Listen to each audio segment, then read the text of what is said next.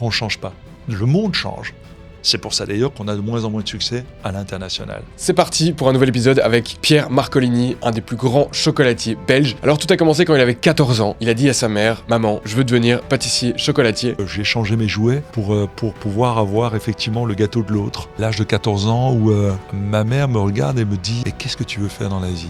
Et je lui dis « Je veux devenir pâtissier, chocolatier. » Et elle me dit « Mais tu choisis un métier facile. » Dans le regard de maman, ça a été ça. Ça a été un moment de déception. Après avoir fait plusieurs formations, plusieurs maisons, plusieurs écoles, il se lance et ça fait maintenant 30 ans qu'il a lancé son projet. 30 ans où j'ai créé cette entreprise, la valeur travail.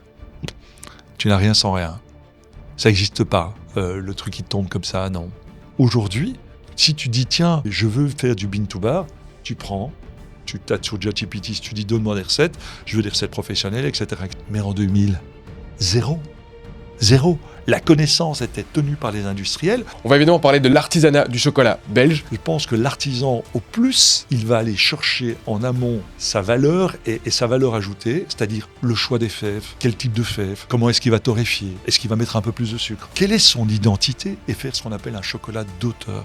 Il y a des chocolatiers qui ont un savoir-faire extraordinaire en Belgique. On va parler de son système de production. Pierre Marcolini, qui est devenu une marque, soyons clairs, Ouais. au départ. Aujourd'hui, effectivement, on a plus de 60 boutiques, on a 500 collaborateurs, on est très présent en Europe, au Middle East et en Asie. Et aussi de ses doutes et de ses enjeux du moment, de sa vision du chocolat pour les 30 prochaines années.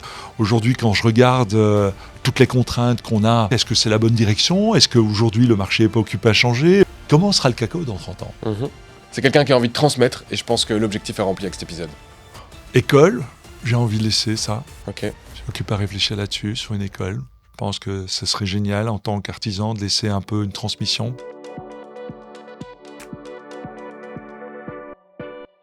Pierre, bienvenue sur Tonnerie, très content de t'avoir. Et en plus, quelle chance, un 29 décembre, donc dans ta saison haute. Je parlerais même presque de miracle. Oui, Soyons clairs. Écoute, je ne sais pas, quand je t'ai appelé et que c'est toi qui m'as proposé des dates, tu m'as dit écoute, j'ai 29 décembre, j'ai surpris que tu te proposes, mais je me suis jeté dessus. Okay. Donc merci d'avoir accepté. Avec plaisir. On a du coup 1h30 aujourd'hui, avant que tu doives y aller, je comprends vu que c'est le rush. D'accord. C'est un bon petit compromis. Comment tu te sens ? Je me sens bien, je tousse un tout petit peu, mais malgré tout, je me sens en super forme dans la mesure où j'ai une saison 2025 qui est à la fois riche, à la fois qui est extraordinaire. Quand on arrive dans des périodes où quand on arrive en fin d'année, on fait un peu un bilan. On peut faire un bilan de l'année, mais puis on peut faire un bilan. Moi, 2025, c'est surtout 30 ans. 30 ans de maison, 30 ans où j'ai créé cette entreprise. Et c'est l'occasion de se retourner, de regarder un peu où on en est. Je te propose de te présenter pour peut-être les gens aussi qui ne te connaissent pas. D'accord. Et puis on déroulera l'interview à partir de là. Oui, donc j'ai 61 ans, je suis chocolatier, pâtissier, glacier, confiseur. Père de 2 enfants, donc dans 2 vies. J'en ai un qui a Sacha, 35 ans aujourd'hui. Papa aussi, donc je suis quasiment grand-père. Enfin, je suis pas quasiment, je suis grand-père. Grand-père heureux. Et puis une deuxième vie avec mon épouse Valérie. Et on a une fille qui s'appelle Jade, qui a 10 ans. Et donc à la fois grand-père et père, mais en même temps dans cette situation où je suis jeune papa. Et puis de l'autre côté, évidemment, jeune grand-père. Donc ça fait plus de 45 ans que je fais ce métier. Né à Charleroi. Mais pas grandi là, attention. Non, pas du tout. Pourquoi je dis attention, c'est parce qu'on a eu un petit débat juste avant l'interview. Oui, tout à fait. Où je parlais de Wikipédia et tu m'as dit que beaucoup d'informations à ton sujet sur Wikipédia étaient fausses. Je vous conseille plutôt un bon ChatGPT et une intelligence artificielle qui sera un peu plus actualisée qu'un Wikipédia qui visiblement rame un peu. Donc effectivement, je suis né à Charleroi, je suis resté 6 mois et puis on est parti du côté de Bruxelles, du côté de la commune de Saint-Gilles, qui était connue à l'époque pour être un peu the place to be, mais qui en fin de compte à l'époque n'était pas du tout place to be. Mais où j'ai vécu toute mon enfance de ce côté-là et j'étais très heureux de ce côté-là. Mais bien et sûr. en parlant de ton enfance, est-ce qu'il y a un élément de ton enfance qui serait intéressant qu'on sache aujourd'hui pour comprendre la personne que tu es aujourd'hui ? Ouais, je pense qu'il y a 2 éléments. L'absence de père, je pense donc une espèce de revanche par rapport à la vie, une envie d'être là. Ça, je pense que c'est pour moi un élément important, sans faire de la psycho, mais cette force et cette volonté. La deuxième chose, Marcolini, on entend bien que c'est pas fondamentalement belge, c'est plutôt d'origine italienne, du côté de Vérone.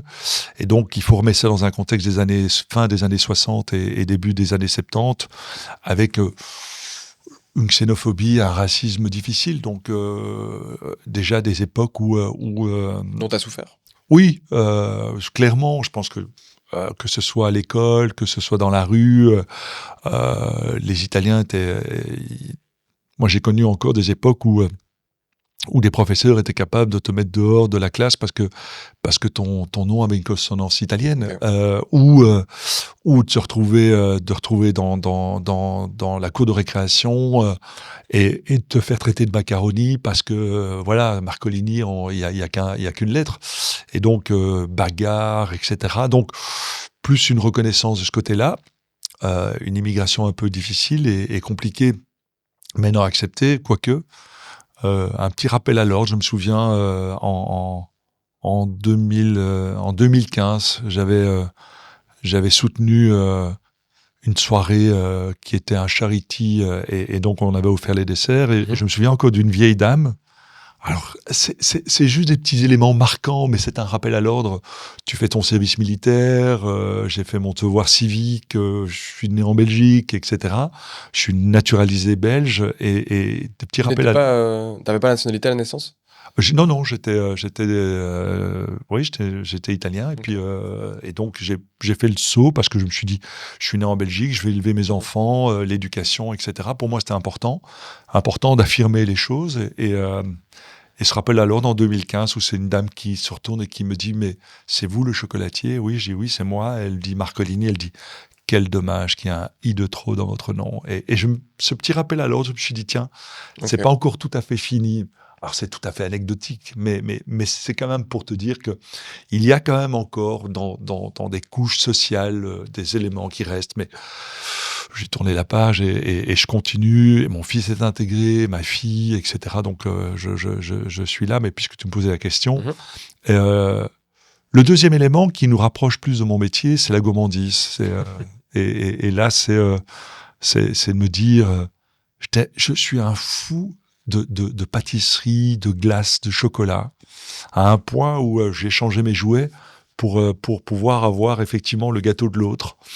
On prenait. Alors tu as deux solutions, tu vois, quand tu commences à échanger tes jouets, tu te dis soit tu vas voir un psy, ou bien soit tu. On en parlait juste avant. Ouais, ou tu en fais un métier, et j'en ai fait le métier.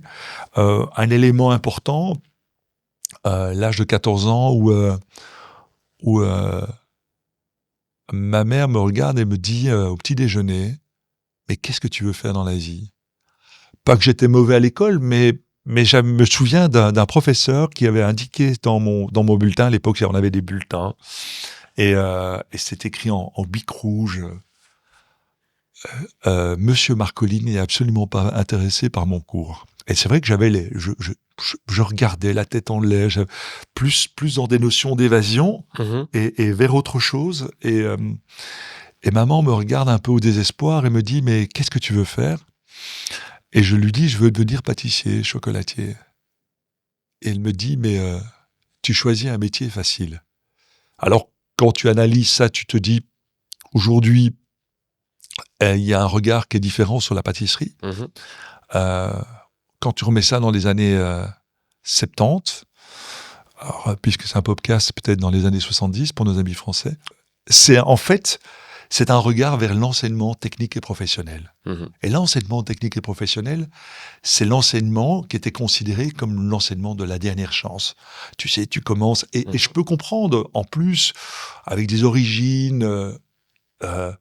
et puis une ascension sociale qui est de dire, tiens, est-ce que mon fils ne deviendrait pas médecin, avocat, etc. Et puis quand tu annonces à ta mère que tu veux devenir pâtissier, chocolatier, aujourd'hui on a un regard qui est différent grâce évidemment à les réseaux sociaux, grâce à la télévision. On a starifié évidemment les chefs, mais ce qui n'était pas le cas à l'époque. Et donc dans le regard de maman, ça a été ça. Ça a été un moment un moment de déception. Ok. Et évidemment, après, ça c'est pas passé sur autre chose. T'as dû la convaincre Ou c'était un choix ancré et en fait, Ah non, tu l'informais, quoi. Je l'informais et elle a fait ce qu'il fallait, c'est-à-dire je suis arrivé au Serie A, qui est une école qui était à Anderlecht, enfin qui est toujours à Anderlecht d'ailleurs, et qui est à Anderlecht, et puis je suis arrivé là, et tu sais ce sentiment de dire, tu déposes tes bagages, tu rentres en classe, je me souviens que je suis rentré en classe, je suis arrivé dans cette classe de pratique, que ce soit en pâtisserie, en chocolaterie, et j'ai déposé vraiment mes bagages, je me suis senti bien. J'avais des profs extraordinaires. Moi, je me souviens de mes profs, Monsieur Buffard, Monsieur Foulon, François Foulon, Monsieur Modave, et Monsieur Hermans. Ado ou t'étais jeune adulte? T'avais déjà commencé en secondaire? Je veux dire, c'était... Oui, j'avais 14 ans, tu vois. Ah, ok, donc dès cet âge-là, je pensais que c'était... Non, 14 ans. Tu l'as annoncé à 14 ans et puis que non. t'étais devenu... Non. Je suis arrivé là, j'ai commencé. Mais je me souviens, par exemple, de Monsieur Foulon, qui nous regardait parce qu'on était dans l'enseignement, donc l'éducation nationale, et dans ce type d'enseignement, tu ne côtoies le monde de la pâtisserie, ton vrai métier, que quand tu as fait ta 3e et ta 4e année. Okay. Et lui, il nous a regardés et nous a dit, écoutez, il s'est rendu compte d'une chose, c'est que quand les gens arrivaient en fin d'études, tu commençais des stages et tu te rendais compte qu'en fait, c'était un métier passion. Mmh. C'est un métier où tu travailles pendant que les gens s'amusent. Ou pendant que les gens dorment. Quand on est en plein fête de Noël, les gens vont faire leurs cadeaux, toi tu fais des bûches, tu fais des gâteaux. Et donc c'est pour ça que je dis c'est un métier passion. Quand le 24 décembre, les gens me disent « Qu'est-ce que tu fais ?» Je dis « Je fais plutôt tendance à aller dormir et être en forme pour être le 25. » Et donc, tu dois être là. La Noël et la Nouvelle Année, ça représente pour l'ensemble, en tout cas en Europe, pour les pâtissiers et les chocolatiers, c'est 15 à 20% du chiffre d'affaires. Donc c'est important. Et donc c'est des moments où c'est dur, c'est des moments où toutes les équipes sont galvanisées, c'est le moment où les équipes sont là, sont au rendez-vous. Et donc... C'est quelque chose que tu ressentais déjà? Non, parce que j'avais pas de conscience. Et donc pour revenir à Monsieur Foulon, il nous regarde et nous dit « N'attendez pas d'être en 4e ou en 5e année pour comprendre quel est votre métier. » Et il nous dit, vous avez 15 jours de vacances à la Noël, vous avez 15 jours à Pâques et vous avez 2 mois. Faites un stage, même un stage gratuit. Allez tâter le terrain, allez sentir, allez voir ce que c'est que votre métier. Et donc tu dois remettre ça dans un contexte. Moi, j'ai l'âge de 14 ans. Je vais dans la pâtisserie où je vais tous les dimanches. Je vais chercher mon merveilleux qui est ma Madeleine de Proust, les gâteaux de la famille. Et cette pâtissière qui me connaît, ou cette boulangerie qui me connaît, mais qui me connaît comme client. Et donc, j'arrive, je la regarde dans un contexte où ça n'existait pas, et je leur dis, je viens faire un stage, est-ce que ça vous dérange?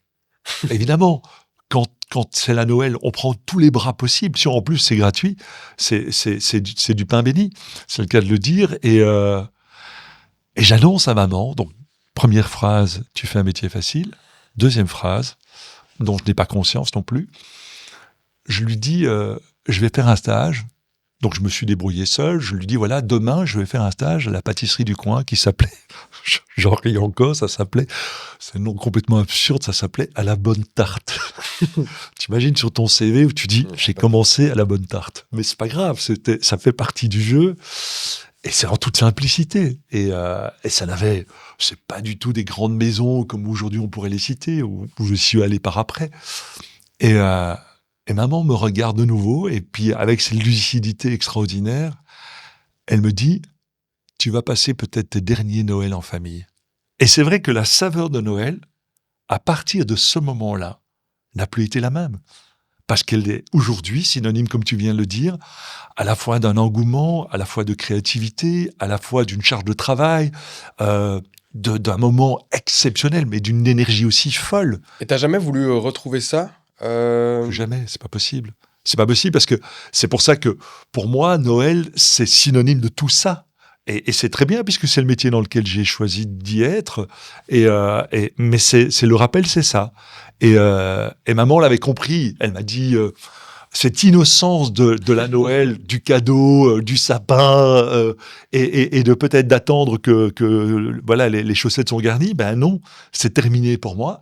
Mais par contre, merci à Monsieur Foulon, parce que au lieu d'attendre que j'ai 20 ans, ben, à l'âge de 14 ans, je savais dans quoi je m'embarquais. J'achetais pas un chat dans un sac. Je savais que c'est un métier passion, c'est un métier où tu dois donner, c'est un métier où comme je l'ai dit, tu dois être à ces rendez-vous-là. C'est quoi les plus gros apprentissages de cette période-là, pour toi? Les heures, la résistance. Une des grosses valeurs de maman, ça a été la valeur travail. Tu n'as rien sans rien. Ça n'existe pas. Le truc qui tombe comme ça, non. Il y a un moment donné où la conséquence, c'est ça. Ce n'est que le travail. Il n'y a rien d'autre. Et ça a été mon fil rouge. La troisième chose, c'est de me rendre compte que assez rapidement, il y avait quelque chose à faire dans le monde de la pâtisserie, parce que c'était... je dis toujours... je suis entré dans un métier où la pâtisserie, le monde du chocolat, et j'y reviendrai plus tard, était figé. On était dans des gâteaux imbibés d'alcool. C'était hallucinant de voir les gâteaux qu'on donnait aux enfants à l'époque, en se disant, mais on en fait sans le vouloir, et dont je fais partie, des futurs alcooliques. Tout le monde se souvient de cette part de gâteau que tu coupes, et tu as ce jus comme ça qui est imbibé de rhum. Moi, je me souviens des génoises qui étaient imbibées, et ça permet de conserver le gâteau aussi, puisqu'on n'avait pas les frigos qu'on avait auparavant, etc., n'existaient pas. Donc, il a fallu se débrouiller de cette manière-là. Mais j'ai aussi appris, c'est comme ça que j'ai appris mon métier de base, d'avoir des recettes, de comprendre la technologie de la pâtisserie, de comprendre la technologie du chocolat, les bases du métier. Pour moi, c'était essentiel. C'est particulier quand tu dis la valeur travail. Évidemment, dans la majorité des personnes que j'ai interviewées ici dans ce podcast ont une valeur travail assez élevée. Oui. En tant qu'entrepreneur, entrepreneuse, ils ont un bébé qu'ils ont envie de porter, de faire grandir. Mais pour ce qui est du monde justement de l'Horeca et de la pâtisserie, je te disais qu'il y a quelques semaines, j'ai eu Anis Goudmer de Cocoa, du coup la pâtisserie florale. Oui. C'est ce constat-là qui revient, c'est cette capacité de travail, cette résilience, cette force, c'est quelque chose qui est très impressionnant quand même.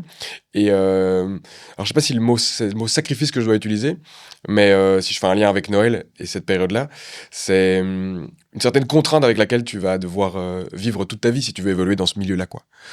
En tout cas, moi, c'est quelque chose qui marque de l'extérieur. Mon père était restaurateur aussi, pas du tout les mêmes conditions que toi, pas les horaires spécialement décalés, mais une grande quantité d'heures. Et je me pose la question aussi de comment, justement, toi, tu arrives à maintenir aussi une vie de famille, d'être présent à ce niveau-là, parce que ça demande beaucoup. Ça demande beaucoup, mais il y a une chose, comme je t'ai dit, je suis à l'âge de 14 ans, je suis arrivé, et je ne connais pas le parcours de l'autre pâtissier dont tu viens de citer, mais en tout cas, le mien, il est le suivant, et c'est ce qui fait que les heures ne comptent pas, c'est ce qui fait qu'à un moment donné, j'avance, c'est la passion. Je pense sincèrement, je suis amoureux de ce métier. Je suis amoureux de la création. Je suis amoureux de ce produit qui est le chocolat que je trouve sublime. Tous les jours, je trouve une facette. Je te disais, hors antenne, je mange 100 grammes de chocolat par jour. J'adore ce que je fais. Je goûte ce que je fais. J'ai mis un système en place et j'ai œuvré pour cela sur les 30 années à mettre un système qui fait qu'aujourd'hui, je suis directeur de création de cette maison. Je l'étais depuis le départ. Je dis, il n'y a pas un produit que j'ai pas signé, que j'ai pas goûté, que j'ai pas fait depuis 30 ans. Et je les connais par cœur, je les connais tous. Et donc, que ce soit les recettes, que ce soit les créations, que ce soit les collections, je suis toujours à la manœuvre. Et si tu veux, il y a des étapes dans ça. La première, comme je l'ai dit, c'est plutôt une forme, et j'adore un bouquin et un écrivain qui est Nicolas Bouvet, qui est un anthropologue qui a voyagé énormément. Il y a un livre magnifique, Les Chroniques japonaises, à lire, qui est absolument délicieux comme bouquin. Il disait ceci, est-ce que l'émerveillement, c'est une question d'âge ou une question d'état d'esprit. Et je pense vraiment que c'est une question d'état d'esprit. Je pense que moi, je suis tombé émerveillé de ce métier. Pour moi, les souvenirs que j'ai, c'est pas fondamentalement les heures. Les heures, c'est la conséquence. Mais et tu pourrais parler même de résilience. Mais moi, ce qui me surprend et ce qui me surprend encore aujourd'hui, c'est cette magie-là. C'est ce qui a fait qu'à un moment donné, les yeux d'enfant, de me dire dans une bassine, tu mélanges des ingrédients qui n'ont rien à voir. Du beurre, c'est pas forcément quelque chose à voir avec des œufs. Et puis soudain, tu sors un gâteau. Il y a un côté magique. Tu vois, Timothée, il y a un moment donné où tu dis, et si en plus, avec le chocolat, et moi, d'avoir voyagé, aujourd'hui, je fais plus de 100 000 kilomètres par an, pour que ce soit les matières premières, que ce soit les fèves de cacao, que ce soit des pistaches extraordinaires, que ce soit des noisettes de la région du Piémont, où je vais dans un village qui s'appelle Colsemilia, et des noisettes qui sont sublimes. Ces voyages m'amènent à rencontrer les gens, et quand tu peux rentrer dans la culture de l'autre à travers la nourriture, c'est exceptionnel. Il y en a qui font des musées pour ça. Moi, je vais voir les gens, que c'est quand je vais au Japon, et on en reviendra aussi, eh bien, je vais à travers ces produits-là. Et quand j'ai commencé à décider de faire mon cacao à partir de la fève de cacao, et pas d'acheter des couvertures de chocolat comme l'ensemble des chocolatiers, mais de repartir vers notre métier de base, c'est-à-dire fabriquer mon chocolat, je pensais tout connaître du monde du chocolat, et quand j'ai pris ces décisions-là, il y a une nouvelle porte qui s'est ouverte, une nouvelle bibliothèque. Et de nouveau, je repars en avant par rapport à ça. Juste avant de continuer, je te prends 30 secondes pour te parler de Yago, mon sponsor et courtier en assurance depuis 6 ans maintenant. Et Yago, c'est le courtier des PME et des indépendants. Ils analysent tes contrats, virent les couvertures inutiles, négocient de meilleurs tarifs et t'expliquent tout sans blabla. Ils ont une plateforme pour tout gérer en ligne, fini les allers-retours par mail et la paperasse, et si t'as un sinistre, leurs juristes sont là pour t'épauler. RC Pro, plan de pension, couverture d'équipe, ils gèrent tout ça proprement. Bref, tu te concentres sur ton business, Yago s'occupe de tes assurances. Donc si tu veux y voir plus clair, va sur yago.be, yago.be. Je te mets le lien en description. Et maintenant, retour à l'épisode. Donc ça, j'entends que c'est le process bean to bar, hein, c'est ça que... Oui, bien sûr. Donc justement de la fève au chocolat. Il y a un élément que tu as mentionné déjà plusieurs fois, c'est le fait que tu es aux manettes, que tu vas tout goûter, que tu vas tout contrôler. Pour moi, ça va de pair avec le fait que tu aies choisi de nommer ta marque comme ton prénom et ton nom, Pierre Marcolini. C'est un choix aussi, donc c'est quand même, dans le monde de la pâtisserie, de la chocolaterie, c'est quelque chose d'assez courant. Mais tu en as d'autres qui vont... avoir un terme plutôt générique. Je parlais encore de Cocoa. Oui. C'est un nom qui n'est pas lié à sa personne, même si elle va aussi l'incarner. Il y a plein de sujets je trouve qui m'animent dans cette question, parce que c'est le contrôle. Qu'est-ce qui va faire que tu n'as pas voulu déléguer justement ce contrôle du goût à d'autres personnes? Peut-être que tu n'as pas trouvé ces personnes-là. Aussi, le risque que c'est pour ta marque, ça, je me pose cette question-là. Il y a plein d'autres films, mais quand je te dis ça, qu'est-ce que t'en dis, toi? Alors, je pense que à partir du moment où tu as pris une décision, qui est effectivement la mienne, la marque Pierre Marcolini, qui est devenue une marque, hein, soyons clairs, au départ. Moi, j'ai mis mon nom, comme d'autres mettraient leur nom aussi. Et on en a fait une marque. Aujourd'hui, effectivement, on a plus de 60 boutiques, on a 500 collaborateurs, on est très présent en Europe, au Middle East, et donc Moyen-Orient et l'Asie.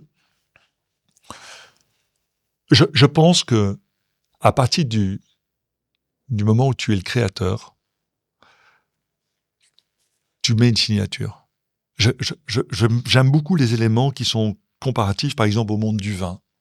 Je suis un fou de vin, j'adore ça. Je trouve qu'il y a un travail que le vigneron fait qui est absolument exceptionnel. Tu t'attends à avoir une signature. Tu parlais de la restauration, tu parlais de ton papa. Je pense que quand tu vas dans un restaurant, aujourd'hui, qu'est-ce que tu attends? Et c'est pour ça que je suis toujours un petit peu embêté quand on dit est-ce que c'est plutôt un chocolatier belge ou un chocolatier français? Honnêtement, je m'en fous. Moi, je puise mes racines à travers ce que j'ai, c'est-à-dire à travers une Europe qui a... l'Italie est très très bonne pour les pralinés, la France peut être bonne pour la pâtisserie, mais au début du XXe siècle, c'était plutôt Vienne, etc., les grands classiques. Moi, je puise dans tout ça, et je me dis, j'essaye de faire un chocolat qui me ressemble, avec une signature, avec un goût. Et je pense que les gens viennent, et c'est pour ça qu'on peut avoir des gens qui nous disent...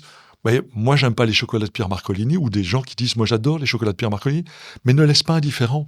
On vient de sortir un chocolat d'une fève de cacao, par exemple, qui vient de la région du Kivu, Congo.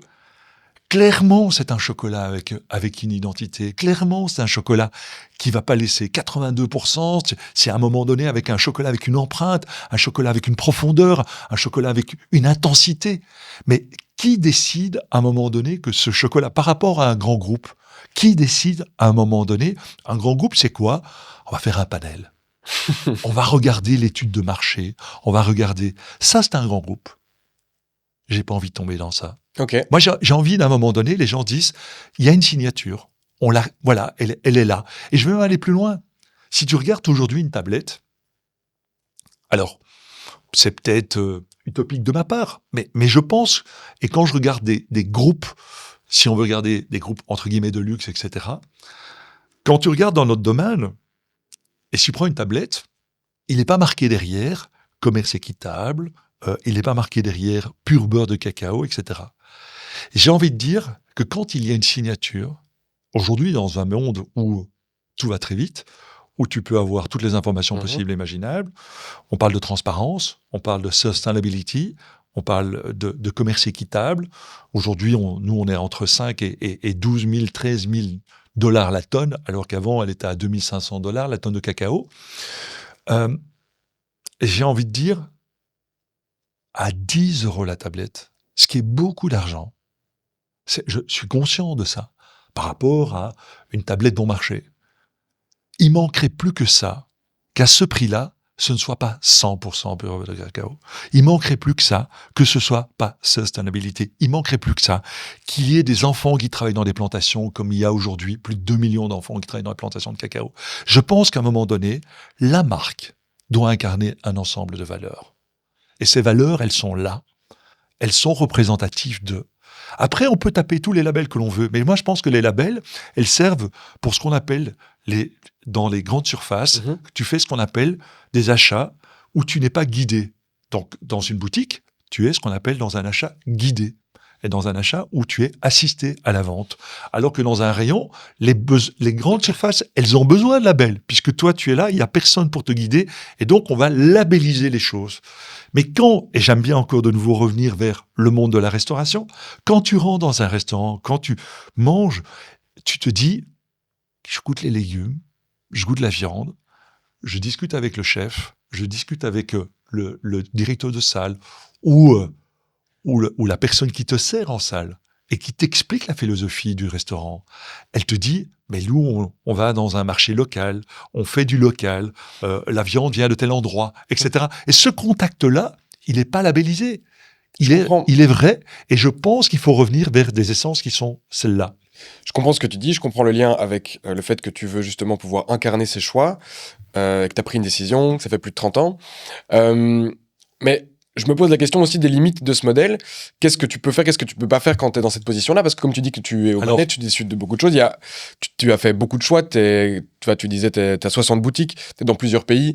Toi, c'est la pérennité qui t'intéresse. C'est de savoir si l'entreprise peut être pérenne. Non, mais je vais répondre. Hein, parce que c'est pas que ça. Comme ça, j'étaye. Non, c'est pas que la pérennité. C'est plus... tu as lancé un modèle d'entreprise qui t'incarne et qui est un modèle qui existe, et j'essaye de creuser ce modèle pour comprendre quels sont les avantages de ce modèle, les inconvénients aussi, parce que comme tu dis, tu t'es étendu, j'imagine qu'il y a quand même un certain niveau d'autonomie de tes équipes à certains degrés un peu partout dans le monde, et j'essaie un peu de comprendre cette nuance-là pour que des personnes qui nous écoutent puissent un peu aussi incarner. On a des pâtissiers, on a aussi des restaurateurs, des boulangers, pour voir où tu mets ce degré finalement de délégation et de contrôle. Et la pérennité, c'est tout ce que je te souhaite, mais ça seul l'avenir nous le dira. Non, mais parlons pour l'entreprise, si tu veux bien, puisque c'était le sujet. Ouais. Et la pérennité de l'entreprise, comment elle est assurée et de quelle manière? Alors, il y a quelques modèles, heureusement, qui existent. La première chose, c'est, je pense que après le mot artisan, il y a le deuxième qui vient, c'est la transmission. À partir du moment où je suis passé de 30 à 60 mètres carrés, j'ai engagé un responsable en chocolaterie, un chocolatier, qui est toujours là d'ailleurs, qui est Alain. Tu transmets un savoir. Tu partages un savoir. Aujourd'hui, il y a 80 artisans qui sont là, qui ont une envie et puis qui ont surtout comme idée de dire, tiens, est-ce qu'aujourd'hui, on peut faire une entreprise avec un modèle social qui est différent de ce qu'on pourrait trouver. C'est-à-dire, est-ce qu'on adhère à ce projet? Le projet, effectivement, comme je te l'ai dit, c'est à la fois de travailler le plus en amont, donc de pas travailler avec des produits semi-finis ou finis, donc c'est-à-dire travailler avec les fèves de cacao, faire sa propre couverture de chocolat, faire son propre praliné, faire en sorte que le respect soit fait au niveau des planteurs, le fait effectivement qu'on travaille avec des panneaux solaires, le fait qu'on travaille avec la récupération d'eau, etc., etc. Donc tout ce modèle-là, il est là et il est mis en place. La deuxième chose, c'est la pérennisation, c'est de dire demain matin, Pierre Marcolini, puisque c'est lui qui aujourd'hui valide les recettes, valide le goût, etc. Qu'est-ce qui se passe s'il se prend un crash? Il y a des exemples. L'exemple, prenons en restauration, quelqu'un que j'adore, que j'ai adoré, que j'ai côtoyé, et qui pour moi est un des plus grands cuisiniers, c'est Joël Robuchon. Joël est parti, je suis encore allé, et je m'amuse à faire ça, parce que ça m'intéresse. Je suis allé à l'avant, quand Joël était vivant, et puis l'après. Il y a l'atelier de Joël Robuchon, par exemple, à Paris, mais il y en a un à Tokyo, à Roppongi, et là, je vais tout seul, tu vois, je m'installe. Je prends sa purée, je prends ces grands classiques de signature, et rien n'a bougé. Tout est là. Et il y a encore une forme de créativité. Je pense aussi que tu peux mettre en place un ensemble de systèmes qui fait que il y a une philosophie, il y a une manière de... Elle est écrite? Elle est ancrée quelque part? Ou tu penses qu'elle est... Je pense qu'elle est ancrée. Elle est ancrée. On pourrait l'écrire. C'est vrai qu'effectivement, on pourrait l'écrire. Mais elle est ancrée. Le deuxième exemple, c'est la maison Le Nôtre. Gaston Le Nôtre, que j'ai aussi l'occasion de côtoyer, qui pour moi est le plus grand pâtissier, qui a révolutionné la pâtisserie française, etc. Quand je côtoie les équipes Le Nôtre, tu sens que sa présence est encore là. Tu sens qu'il est encore là, dans la manière dont ils abordent la créativité, dans la manière dont ils abordent les gâteaux, dans la manière dont ils abordent même les nouveautés, elles sont là. Et elles sont sans doute écrites. Et je pense qu'effectivement, ce sont des modèles qui montrent que, effectivement, il y a une pérennisation. Une maison comme Hermès, aujourd'hui, je pense qu'elle a gardé les valeurs d'entreprise. Et je crois que ce sont ces valeurs d'entreprise qui sont importantes. L'esprit d'entreprise, même si on grandit, aujourd'hui, on a accueilli dans notre capitale des Japonais, mais je pense que l'esprit d'entreprise reste le même. On est toujours à Bruxelles, on fait les manières on nous a donné, on a plus de moyens financiers, on a plus une vision à long terme par rapport à ça. C'est ce qui nous permet de grandir. Mais ça ne change en rien la manière dont on fait les chocolats. Très clair. En parlant de grandir, je pense que c'est un sujet, tu m'as tendu la perche là en parlant du Japon. C'est un choix que tu as fait donc, dans les années 2000. Donc, d'abord, à partir de combien de boutiques déjà à Bruxelles tu as commencé à t'étendre à l'étranger? Mais, en fait, le modèle, il était venu assez rapidement. Il est venu par l'observation. En fait, ce qui s'est passé, c'est que quand je me suis installé, donc 60 mètres carrés, puis 500 mètres carrés, j'étais à Crénem. On était sur 2 étages, une configuration assez classique, c'est-à-dire l'atelier derrière et puis effectivement la boutique devant. Configuration qu'on connaît partout. Et puis je me suis dit, le succès aidant, on avait une croissance, c'était absolument phénoménale. J'ai travaillé dans des maisons, pour les Bruxellois, ça leur parlera, la maison Mailleux, Place du Mont, et puis chez Huitamer pendant 2 ans et demi. Et ce sont des configurations où tu as l'atelier qui est derrière.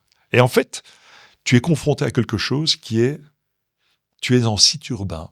Et de plus en plus, une régulation en site urbain qui est de plus en plus contraignante. Ce qui est logique, puisque les gens... En termes de mobilité? Je parle en termes de mobilité, mais je parle aussi en termes d'agrandissement. Donc, c'est-à-dire que si demain matin, tu veux agrandir ton atelier, tu dois avoir un permis Intel. Et donc, les gens sont là, et c'est logique, on ne leur en veut pas, mais les gens sont là en disant, on est dans un certain confort. Avant, les gens se levaient à 5 heures du matin pour aller travailler. Maintenant, c'est plutôt à 7. Et donc, un boulanger qui commence à 10 heures du soir va déranger. Moi, je me souviens que de plus en plus, et chez Mailleux, c'était une bataille avec les voisins, etc., etc. Donc, assez rapidement, j'ai compris que pour pouvoir m'étendre, pour pouvoir grandir, eh bien, je dois déménager et je dois aller dans un site qui permet de le faire. Et donc, c'est pour ça qu'on s'est délocalisé en région bruxelloise, dans la banlieue bruxelloise, du côté de Haren. Et ça m'a permis de me dire, Là, je vais faire un atelier. C'est un atelier de production. Exactement, où je peux grandir et on va délivrer du côté des boutiques. Parce que au niveau urbain, que ce soit la livraison de tes fèves de cacao avec un camion qui fait 10 tonnes, 15 tonnes, tout ça va déranger. Mais Et donc, c'est très bien l'image d'Épinal d'avoir le chocolatier derrière, mais si tu veux grandir, c'est malheureusement impossible. Pour peut-être aider les personnes qui pourraient se poser ce genre de questions à partir du moment où tu fais ce choix-là de délocaliser du coup ta production de tes boutiques, quels ont été les éléments qui t'ont, on va dire, permis de confirmer ton choix ou de te dire ok, je prends un risque le plus mesuré possible qui me fait dire que ça va être un pari payant. Donc on fait toujours des paris, il y a toujours un risque. Est-ce qu'il y a des éléments qui t'ont dit ok, là, je pense que c'est... Mais je pense que le premier élément, ça a été effectivement de pouvoir grandir. Donc ça, c'est plutôt de voir la croissance. La croissance était ça faisait possible. combien de temps que tu existais? Ouais, j'ai construit l'atelier 1500 mètres carrés en 1999. Ok. Et tu t'es lancé en 95? Non. En 95, oui. Ouais. Donc 4 ans plus tard. Donc ça a été vraiment un soulagement, c'est à dire là, on va pouvoir, et heureusement, puisque le Japon est arrivé en 2000, donc la demande en tout cas du Japon est arrivée en 2000, on n'aurait pas pu assurer ça dans une configuration classique. Là, donc le choix était bon, le choix était payant. Alors, le côté négatif, c'est la relation que tu as avec le client. L'avantage d'une boutique, après c'est un choix, boutique atelier, je vais appeler ça comme ça, c'est que tu as une proximité qui est assez rapide, et donc tu peux changer, tu peux dire tiens, ce produit-là il plaît ou il plaît pas. Là tu dois attendre que tu reçois le feedback de ta vendeuse qui te dit tiens, ce produit-là marche moins, et pourquoi, comment, etc. J'ai pallié ça comment? En me disant eh bien Pierre, c'est à toi de retourner en boutique et aller voir les gens.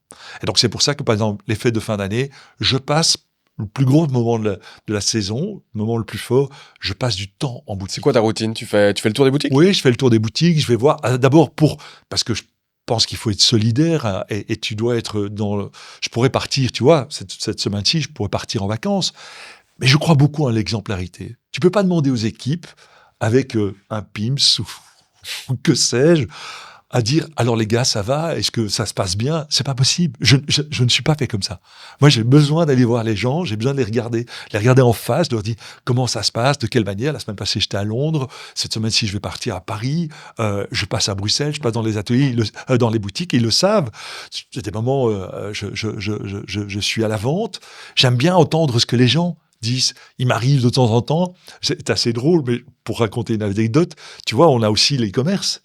C'est aussi une autre forme de retail, c'est une autre forme de... Je veux dire par l'e-commerce, donc les boutiques retail. Oui, retail, donc ce qu'on appelle multicanal chez nous aujourd'hui, et donc tu as l'e-commerce aussi, et tu as ce qu'on appelle un customer care. Donc les gens... et donc, il y a quelqu'un qui est là en permanence, etc. etc. Et je vois le customer care, la personne, elle se débat avec une problématique, livraison, etc., etc. Je prends le téléphone. Je téléphone. Et je dis, bonjour madame, je dis, qu'est-ce qui s'est passé, racontez-moi. Elle me dit, mais voilà, j'ai pas eu ma commande à temps. Je dis, comment est-ce qu'on peut vous aider? Il y a eu un problème. Et c'est vrai, on peut pas ignorer le fait qu'aujourd'hui, tout le monde est mis sous pression, hein, que ce soit même si tu peux avoir le meilleur fournisseur, il a aussi plein de commandes, etc. Et donc j'essaye d'aider la dame, et puis soudain j'entends que la dame laisse un temps mort. Elle dit mais vous êtes Pierre Marcolini? Puis je lui dis oui. Elle lui dit mais écoutez, je suis content, etc., etc. Mais je pense que de temps en temps faire ça, je crois que c'est important. Tu peux faire toutes les études, mais il y a des moments où tu captures une information qui est essentielle. Tu passes combien de pourcents de ton temps, tu dirais, sur le terrain? Que ce soit à travers call, que ce soit dans une boutique, à parler à tes clients? Oui, ou les ouvertures de boutiques, ou aller voir des marchés. Tu vois, j'étais, il y a 2 semaines, j'étais à Riyad, puis j'ai terminé, parce qu'on est occupé à faire une carte salée. J'ouvre pas un restaurant, mais du côté du Moyen-Orient, on nous demande d'avoir une petite carte salée, tu vois, du croque-monsieur et des choses comme ça. Et donc, j'ai fait la carte salée à Dubaï. Sur le terrain, je pense que en dehors de l'atelier, c'est quand même 30% de mon temps, oui. Okay. Donc, mais ça m'intéresse de voir, tu vois, je pars au Japon, je vais voir l'équipe en recherche et développement au Japon. Ça m'intéresse énormément de voir comment ça fonctionne, de quelle manière, quels sont les produits, pourquoi dans la région de Tokushima, qui est une région absolument incroyable, il y a la famille Bando qui fait un yuzu et un sudashi exceptionnels. Pourquoi, du côté de Naja, il y a les feuilles de nori sont meilleures parce qu'il y a une salinité, tu vois. Ça m'intéresse énormément. Pourquoi tu as décidé de t'exporter à l'international? Mais parce que ça a été... d'abord parce que quand tu fais un atelier, après la notion de kilomètre, elle devient vague. Tu peux te dire, est-ce que mon produit se transporte dans des très très bonnes conditions à 15 km, à 100 km? Et donc tu te dis, au départ, je fais Bruxelles, j'ai ma banlieue, je vais Bruxelles, donc Aaron, Sablon. Et puis je dis, je vais aller peut-être un peu plus loin, je vais ouvrir une boutique à Anvers. Et puis tu te dis, tiens, au fond, aujourd'hui, le centre du bouillonnement, chocolat, pâtisserie, je vais aller me confronter quand même du côté de Paris. Et puis tu visites Londres et tu te dis, mais Londres, pourquoi pas? Et à un moment donné, il y a Paul Huard qui disait, il n'y a jamais de hasard, il n'y a que des rencontres. Tu as un Japonais qui débarque en 2000 et qui, sur la même journée, avait entendu parler du nom Marcolini. Il voulait ouvrir une marque de chocolat belge, qui n'était pas du tout celle-là. Et sur la même journée, il entend ça. Il a un palais assez affûté. Et il vient me voir. Et ça a été une opportunité. Et c'est M. Yushi Tajima, avec qui on a fait un parcours pendant pratiquement 20 ans, puis on a racheté la licence Marcolini Japon, hein, donc maintenant Ok, c'était une licence. C'était une licence à l'époque, oui. Ok. Et qui maintenant est devenue une filiale, hein, puisque c'est un... Et licence, enfin, finis l'histoire, puis je te poserai la question, vas-y. Et donc, et on lui a fait confiance, on a signé ça, et tu vois, ce qui était fou, c'était à l'époque, en 2000, aujourd'hui, on ferait une data room, on verrait un bureau d'avocat, on regarderait les contrats, etc. Ici, c'est un contrat qui a fait 5 pages, et qui a été basé essentiellement sur la confiance, 20 ans d'aventure, on a développé Marcolini Japon de façon incroyable, et aujourd'hui, Marcolini Japon, c'est presque 20 boutiques, c'est 180 collaborateurs. Mais aussi pendant la période de la Saint-Valentin, qui est la période la plus forte, puisque le Japon, c'est assez paradoxal, tu as ce qu'on appelle des boutiques qui sont là en permanence pendant l'année, tu as des marques qui sont là pendant l'année, et c'est le cas de la maison Marcolini. On a ouvert notre première boutique au Japon, en plein cœur de Ginza, qui est un des quartiers les plus chers au monde. Hein. Okay. D'ailleurs, le prix de location n'est pas au mètre, mais au centimètre. C'est assez fou. Oh, wow. Oui. Et tu as un individu qui dit, un peu comme au casino, tout sur le rouge, qui ouvre une marque, Pierre Marcolini Japon. C'était quoi le deal? Et non, le deal, c'est dit, on fait une aventure ensemble, évidemment en gagnant sa vie et bien sa vie. Et donc, il a lancé ça. Mais il m'a permis, évidemment, de me faire connaître. Et je me souviens que le 5 décembre, donc ça va faire 25 ans l'année prochaine, 2001, on a ouvert là. Et avec un rituel que j'ai gardé, que quand on fait une ouverture, on reste dehors. On accueille tout le monde. Okay. Parce que, en fait, le problème, quand tu fais une ouverture, hein, tu es à l'intérieur et tout le monde vient te remercier et te féliciter, mais tu ne vois pas tout le monde. Et puis on parle et tu es accaparé par l'un et par l'autre, et c'est très bien, c'est très sympathique. Mais au Japon, c'est pas du tout la culture. Au Japon, c'est tu ouvres la porte, tu serres la main des gens et tu les accompagnes à la fin. Et tu as vu tout le monde. Et ça, j'ai toujours gardé ça. Tu as fait toutes les ouvertures, les ventes au Japon? Pas toutes, mais j'en ai fait les plus importantes en tout cas. Et tu peux expliquer un petit peu le deal, la structure du deal de licence avec... La différence avec un master franchisé, c'est que la licence, c'est plus dangereux dans la mesure où tu lui laisses exploiter le nom Pierre Marcolini. Mais en même temps, il peut être capable de faire à la fois la vente de tes chocolats, mais si tu le laisses faire et si tu n'as pas confiance en lui, il peut être capable de faire des t-shirts et de peut-être, ce qu'on dirait en anglais, un peu downsizer ta marque. Donc, c'est la confiance qui prime. Par contre, l'avantage de la licence par rapport à une master franchise, c'est que tu dois moins délivrer. Les franchisés, c'est quoi la différence? C'est-à-dire une franchise, quand tu commences avec une franchise, tu dois assurer un revenu aux franchisés qui pourraient se retourner contre toi en te disant « Je suis désolé, mais vous m'avez promis que vous allez avoir X% de bénéfices, que je vais avoir X%. » Tu dois délivrer tout cela. Okay. Plus un cahier des charges, la manière, la structure. Tu les accompagnes aussi dans beaucoup plus de choses, c'est-à-dire que voilà. Ils ont moins de latitude, mais donc tu dois délivrer un manuel, etc., etc. Ça, c'est une contrainte. Ou ça peut être un avantage. Mais tu dois aussi suivre cela et tu as presque une obligation de résultat. Ok. Alors qu'une licence, c'est un peu plus large, il y a moins de contraintes, par contre, il y a plus de risques aussi. Et le deal, c'était un pourcentage sur le chiffre d'affaires, sur le bénéfice? Non, c'est une session.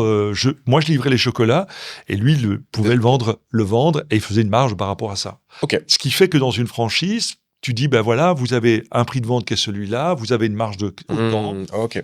mais il faut se remettre en 1900, en 2000. Non. La boîte a 5 ans, elle a aucune expérience sur ce qui se passe à 10 000 kilomètres. Tu sais pas à quel prix on vend, ni aucune habitude. Donc, ce serait prétentieux. Imagine un peu, ce serait prétentieux de dire « Ah non, attendez, on va faire un master franchise. » Ça veut dire que je connais implicitement le marché japonais, ce qui est totalement faux. Mais ce que tu dis est intéressant parce que c'est un sujet, je crois, qui est abordé dans beaucoup de podcasts, justement, d'entrepreneuriat. Ça va être comment des boîtes arrivent à s'étendre ou non, à s'internationaliser, Oui. pardon. Donc souvent, voilà, c'est un peu important de comprendre quelles sont les recettes qui fonctionnent. Et donc toi, tu as fait le choix, justement, de t'investir avec un local. Parce que souvent, quand tu vas, des fois même en Europe, on parle alors des fois même de start-up technologiques où les fondateurs vont dans le pays de lancement, c'est vraiment une mayonnaise qui prend pas facilement, quoi. J'en connais un qui est parti en Inde. Voilà. Oui, il est parti en Inde et il a développé Odoo et de façon extraordinaire. Maintenant, c'est vrai que l'aspect technologique, mais parlons plutôt de la partie agroalimentaire, et pour donner de l'alternative, tu peux faire une licence. Alors le conseil que je donnerais par rapport, mais je l'avais pas en 2000, c'est de dire tu vas prévoir une sortie. Tu vas prévoir un deal de sortie. Ce qui est important, c'est ça. Que ce soit un master franchisé ou que ce soit... C'est de toujours prévoir une sortie. Avec un success fee qui soit à la hauteur des deux. C'est-à-dire, si il réussit, on réussit ensemble. Et s'il faut payer cher à la sortie, c'est que ça vaut cher. Et donc ça, il faut le faire. La deuxième chose, donc ça c'est une première chose. La deuxième, pourquoi une sortie? En cas de revente de l'ensemble de ton groupe, l'avantage aussi de ça, parce que il faut savoir que la franchise, par rapport à des magasins en propre, on pourrait se poser la question, pourquoi est-ce que Pierre Marcolini aujourd'hui est parti sur une option d'avoir des magasins en propre? Que ce soit en Europe, sont que des filiales, Okay. que ce soit en Chine, c'est une filiale, que ce soit au Japon, c'est une filiale. Maintenant, à l'époque. Maintenant, pourquoi? Eh bien, à l'époque, en France et en Angleterre, c'était déjà des filiales. Hein. Okay. Il n'y avait que la partie asiatique parce que c'était loin et on n'avait pas la connaissance. On estime, en tout cas, qu'on connaît un peu mieux la partie française et la partie plus accessible culturellement. Exactement. Mais en termes de valorisation, avoir des magasins en propre est beaucoup plus valorisant en termes de valeur et de monnaie que si tu as des franchisés. Franchisé, il y a toujours ce risque que le franchisé dise bah, écoutez, c'est très bien, mais moi je ne continue pas parce que le groupe qui vous a repris ne m'intéresse pas, etc., etc. Ce risque existe. Pourquoi tu as effectué du coup le rachat de cette licence? Donc tu me disais, il en avait développé une vingtaine, ça, de magasins? Oui, mais parce qu'il y a un moment donné, je trouvais qu'à un moment donné, en termes de cohérence et en termes de valorisation, il y avait et je pense aussi que il y avait la valorisation. Et la deuxième chose, c'est qu'on trouvait que au bout des 20 dernières années, les quelques dernières années, on sentait qu'il s'essoufflait. On sentait que, tu vois, il y a son âge, etc. Et donc, on s'est dit, ben, on va trouver un deal et on reprend. Ok. Et nous, ça nous a permis je pense qu'à l'époque, il en avait 12 ou 13. Et nous, on a continué la croissance. Et voilà. Je pense que c'est surtout ça. Justement, j'ai été un petit peu voir les comptes publiés à la BNB. J'ai aussi regardé des informations. Alors, est-ce qu'elles vont être correctes ou non en fonction de leurs sources sur l'ouverture du capital? Il y a eu un deal avec Nestlé qui s'est terminé après. Oui, le deal avec Nestlé, il a commencé en 2008 et il a terminé en 2011. C'est ça. Donc, 3 ans. Et le deal avec Nestlé, c'est un deal où, effectivement, ce groupe a pris 6% de part. Donc, pas du tout comme j'ai pu l'entendre. Il y a toujours les mauvaises langues qui te diront « Ah, mais il a été racheté par Nestlé ». Pas du tout. Là, je pense qu'on a fait une grosse erreur de communication parce qu'en fait, le deal, et c'est bien de me tendre la perche, le deal de Nestlé, ça a été essentiellement de sécuriser la partie créative. En fait, on était en plein, je me souviens très bien, c'est en 2008, on était en pleine recherche de financement pour pouvoir continuer la progression de la maison Marcolini. Ouais. Et donc, à la recherche de capitaux et de dire, tiens, on ouvre le capital de façon un peu plus grande. Et donc, en fait, qu'est-ce qui s'est passé? C'est qu'on a fait ce qu'on appelle une data room et on a lancé ça. Et Donc une data room, c'est un processus dans lequel tu vas partager des informations. toutes les informations de ta boîte Exactement. à des potentiels Et investisseurs. on avait délégué un banquier indépendant qui avait fait appel il avait lancé ce qu'on appelle un processus, un catalogue, etc., que ce soit du family office et d'autres, ce qu'on fait aujourd'hui avec des startups. Mais nous, on voulait avoir un deuxième élan en disant on avait les anciens actionnaires, donc on veut passer une deuxième étape. Et la deuxième étape, c'était ça. Et il y avait une autre possibilité qu'on a refusée. C'était l'époque, si les gens creusent un peu, c'était l'époque où on lançait ce qu'on appelle le deuxième marché boursier, ce qu'on appelle un marché boursier qui est Secondaire? un peu plus Non. le marché secondaire, oui, Ok. tout à fait. Et entre autres, une maison comme une marque comme Nutri à l'époque, et Makina avait fait ça aussi, etc. Et c'était à la mode. Et on s'était vraiment posé la question en se disant, mais tiens, est-ce qu'on peut le faire? Et une chose nous a arrêtés, c'est de dire, en fait, notre projet n'est pas abouti. Et quand tu vas sur le second marché boursier, tu fais ce qu'on appelle un IPO, tu dois être clair dans ta stratégie, parce que c'est le petit porteur à qui tu vends ça. Je comprends bien ce que tu veux dire par ce marché. Et je trouve qu'il y avait, de notre part, une malhonnêteté d'aller sur ce second marché, qui aurait été très facile. Donc en gros, concrètement, d'être coté en bourse, quoi. D'être coté en bourse, mais sans avoir un projet réel, concret sur l'avenir. On sait qu'on veut se développer, mais comment, de quelle manière, etc. C'était plus compliqué. Et donc, on a eu une opportunité. Donc, on avait lancé le processus. Et un jour, il y a des trucs comme ça où tu fais dans la vie. Un jour, je me souviens, j'avais aidé une marque qui s'appelle Nespresso. Et quand tu regardes le projet de Nespresso, c'est assez étonnant. Le projet de Nespresso, on est en 2008-2009. Nespresso, pendant des années, si tu regardes les comptes, puisque tu t'y intéresses, tu vas voir que c'est une marque qui n'a pas gagné d'argent. Pendant des années et des années et des années. Et ils avaient un dirigeant. Et à un moment donné, le dirigeant en question, Roberto Egg, se retrouve, j'ai perdu de vue, et il est devenu je crois qu'il est devenu numéro 2 de Nespresso à l'époque. Et tu dois imaginer la scène, on pose la question en disant, mais tiens, on veut faire du chocolat, et ça a du sens, du chocolat qui va avec le café. On n'a rien inventé, en se disant, mais tiens, au fond, est-ce que dans le groupe, puisque ça appartient à Nestlé, est-ce que dans le groupe Nestlé, on ne pourrait pas faire ça? Il se rend compte que c'est un géant, que c'est difficile, que la créativité, ils veulent aller vite, etc. etc. Donc, il mandate une société pour trouver quelle est la société qui peut être le plus créatif. Et soudain, dans cette assemblée-là, on entend Marcolini. Et c'est comme ça que Nestlé est rentré dans notre capital. Pour faire en sorte, effectivement, qu'on puisse créer. Et on a créé pendant 3 ans. On a fait un travail remarquable. Au bout de 6 mois, ce qui est du jamais vu chez eux, au bout de 6 mois, on avait fait un plan de collection. On avait fait des chocolats.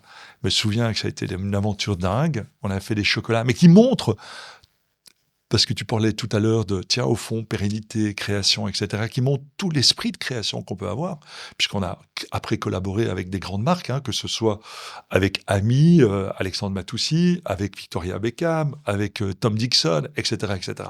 Mais donc, pour revenir à ce deal-là particulier, en fait, de façon très entrepreneuriale, ils m'ont dit, mais tiens, est-ce que vous pouvez faire des recettes pour Nespresso, etc. Et moi, j'ai dit, écoutez, vous êtes gentils, mais nous, on est dans un processus, on veut pérenniser la boîte, on veut avancer, etc.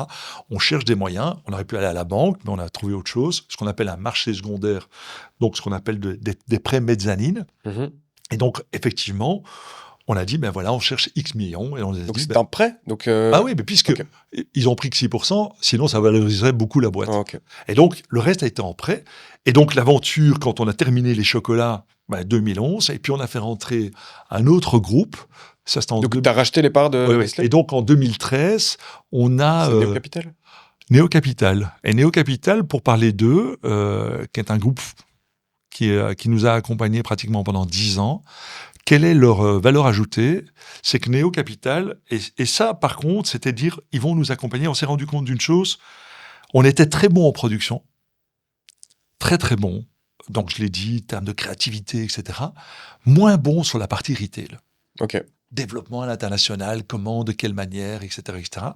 Et en fait, Néo Capital, avec David et Ethan, on s'est rendu compte qu'en fait, eux, ça valerait un peu en anglais le track record, ce qu'ils avaient comme leurs preuves et tout.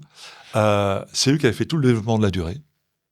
sur le marché international, qui avait ouvert de la durée à Londres, etc., etc. Et on s'est dit, tiens, ils sont vraiment intéressés à développer des petites boîtes, petites par la taille au niveau international, mais à les développer à l'international. Donc, des petites boîtes qui ont un savoir-faire, une dimension et une envie d'aller à l'international, ils rentrent et ils ont fait ce qu'on appelle un fonds fermé. Et donc, ils sont rentrés et ils nous ont accompagnés pratiquement pendant 10 ans. Et ils sont sortis maintenant? Ils sont sortis en 2023. Ok. Et là, on a rentré, alors pas les Coréens comme on peut l'écrire de temps en temps, mais des Japonais, qui est maintenant Orchid, et c'est eux qui sont avec nous pour l'instant. Ok. Donc en fait, si tu veux, moi, je suis toujours parti du principe, et c'est ce qui a fait le fait de l'expansion de la maison Marcolini par rapport à des pâtissiers, des chocolats. Tout le monde me dit, mais comment est-ce qu'il fait pour aller si vite, de quelle façon, etc. Moi, je suis parti du postulat de me dire, soit, et d'avoir vu ça aussi, hein.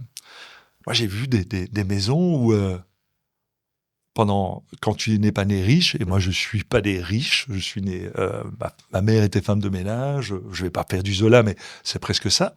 Je suis parti du postulat en me disant, j'ai de la compétence, j'ai un savoir-faire, je crée les recettes. Donc, le nœud de la boîte, c'est plutôt moi. En plus, elle porte mon nom, même si je l'ai vendue. Mais comme je te l'ai dit, je suis le directeur de création depuis 30 ans et je le suis encore. Qu'est-ce que tu fais? Soit tu te donnes les moyens et tu dis, j'ouvre mon capital. Est-ce que tu as envie d'ouvrir ton capital? Est-ce que tu as peur d'ouvrir ton capital? Mais souvent, les artisans ont toujours un peu peur parce qu'ils veulent être maîtres chez eux. Alors, c'est un choix. Et c'est un choix tout à fait honorable. Je ne discute pas par rapport à ça. Moi, j'ai fait un autre choix. Dès le départ, j'ai dit, je suis prêt à céder 10%, je suis prêt à céder 15%, 20%, etc., etc. Puis après, tu peux faire ce qu'on appelle des classes d'actions, sans trop rentrer dans l'engineering, mais tu peux commencer à dire, tiens, au fond, si je cède plus de 50%, est-ce que j'ai encore ce pouvoir de décision? Tu peux dire, tiens, quand il y a telle décision, c'est la classe A et B d'action. Et les gens s'adaptent par rapport à ça. Et ça m'a permis effectivement de faire ce qu'on appelle des leviers financiers et qui m'ont permis effectivement de pouvoir faire une expansion à l'international. Très bien. Donc, tu es passé là, j'entends par... Il y a eu... Là, on a parlé de 3 mêmes groupes qui étaient rentrés au capital. Il y en avait déjà avant même, j'entends... Il y a surtout mes 3, ce que je t'ai parlé, donc les 3 mousquetaires. Donc, oui, d'un côté, il y a eu aussi la région bruxelloise. Ok. Il y a eu la région bruxelloise qui était au rendez-vous. Aujourd'hui, ce qu'on appelle Bruxelles Invest, ça a été à l'époque de la SRIB, des gens comme Serge Villain qui m'ont fait confiance, Barbara Rose qui est toujours analyste là aussi, etc., etc. Et là, il te reste combien de parts de Pierre Marcolini? Ça, c'est très confidentiel, ça. Ok. Et sa valorisation? C'est très confidentiel aussi. Ok. C'est pour ça que je dis, aujourd'hui, comme c'est un groupe qui est consolidé, tu peux regarder tous les bilans, mais tu n'auras que... Oui, j'ai regardé le bilan du groupe. Tu vas regarder... J'ai vu le chiffre d'affaires. Tu vas voir le chiffre d'affaires de Marcolini, entre guillemets, groupe, mais tu n'as pas la consolidation du Japon, tu n'as pas la consolidation de la Chine. Je me demandais justement ce qui était représenté. Ah oui, non, donc tu vas avoir une consolidation qui va être belge, mais tu vas avoir une consolidation... Alors tu peux aller puiser pour aller chercher celle de... Mais tu n'as pas la consolidation du groupe. Et ça reste plutôt confidentiel parce qu'on n'est pas coté en bourse et qu'on n'a pas envie d'en parler. Et en termes de rentabilité? Par contre, si moi je veux parler de chiffres, ouais. Moi j'ai envie de parler de chiffres et j'ai envie de parler de... Vas-y. Aujourd'hui, de 250 tonnes de cacao que nous traitons, 14 familles, 14 plantations avec lesquelles on travaille, 3 tonnes de citrons qui sont zestés à la main, 1 tonne de vanille qu'on prend de Madagascar, des heures de doute. Des heures de doute. Je voudrais parler de ça, moi, tu vois. Si on veut parler à un moment donné, c'est pas seulement qu'un bilan. Je pense que le bilan doit être un bilan, mais un bilan où on doit tout mettre. Des heures de doute, des heures où tu transpires, des heures de création, des heures où tu rates, des heures où tu échoues, des heures où tu transmets. Ça, je pense que c'est aussi intéressant. On ne parle pas de ça. C'est quoi tes doutes du moment? Oh, mes doutes, c'est de me dire, est-ce que c'est la bonne direction? Est-ce qu'aujourd'hui, le marché n'est pas occupé à changer? Aujourd'hui, quand je regarde toutes les contraintes qu'on a, qu'elles soient au niveau des allergènes, qu'elles soient au niveau des colorants, et heureusement, ça c'est une bonne chose, mais que ce soit aujourd'hui du monde du sucre, que ce soit aujourd'hui, on parle de cacao, on parle du cadmium, et donc, je sens que de plus en plus, le Nutri-Score et tout, je me dis, tiens, au fond, est-ce que dans 30 ans, puisque on a fait 30 ans. Mais on pourrait se poser aussi la question, Timothée, c'est de dire, Comment sera le cacao dans 30 ans? Mhm. Comment sera le chocolat dans 30 ans?